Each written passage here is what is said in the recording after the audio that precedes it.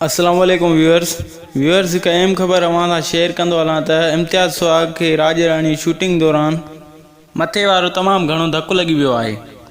जीअं त अव्हांखे ॿुधाईंदो हलां त ज़फ़र खोखर साहब पंहिंजी फेसबुक आईडीअ ते बि उन बाबति पोस्ट रखी आहे।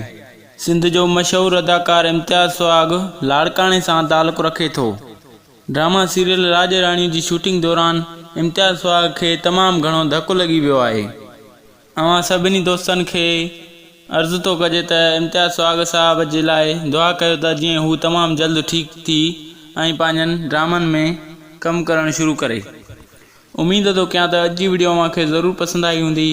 अगरि वीडियो पसंदि आई त वीडियो खे लाइक कंदा, कमेंट्स कंदा ऐं चैनल खे सब्सक्राइब करे घंटीअ जे बटण ते लाज़मी क्लिक कंदा। त दोस्तो अहिड़ा ई वीडियो ॾिसण लाइ असांजे चैनल खे लाज़मी सब्सक्राइब कजो। त दोस्तो इसी ताईं ॾींदा मोहम्मद यासीन खे इजाज़त।